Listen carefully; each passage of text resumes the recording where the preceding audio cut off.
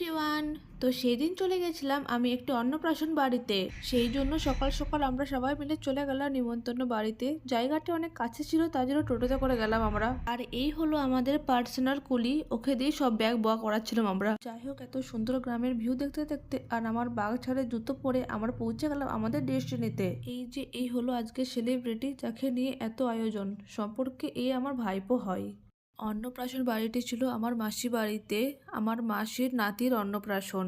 আর আমাকে কেমন লাগছে বলতে একদম ভুলো না কিন্তু। এই হলো আমার মা, যে এখন বেগুন ভাজা করছে।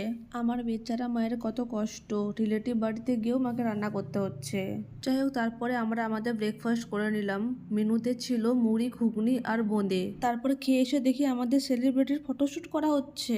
একটি 6 মাসের বাচ্চার ফটোশুট করা যে কত কষ্টের সেটি একমাত্র ক্যামেরাম্যানই বুঝতে পারে, যারা তো কোনোভাবেই ক্যামেরার দিকে তাকাবে না। যা হোক করে তাকে তাকানো করানো হচ্ছে ক্যামেরার দিকে। অনেক কষ্টে একটি ভালো জায়গা পেয়েছি, ওখানে ফোনটি রেখে ফটো ভিডিও অনেকগুলোই তুলে নিয়েছি আমি যদিও।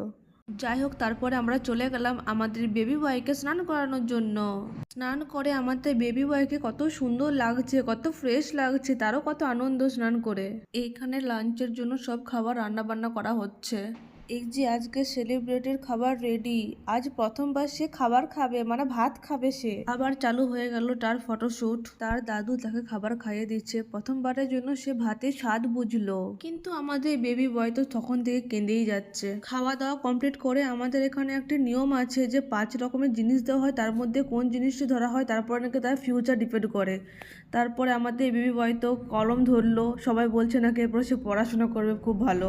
আমিও চাই সেই জন্য খুব ভালো পড়াশোনা করুক, ভালো পড়াশোনা করে খুব বড় মানুষ হোক, তার যেন সব ইচ্ছে পূরণ হোক। যাই হোক, তারপরে আমরা চলে গেলাম খাবার খাওয়ার জন্য। তো ভিডিওটি ছিল এই পর্যন্ত। তোমাদের কেমন লাগলো অবশ্যই কমেন্টে জানাবে। বাই।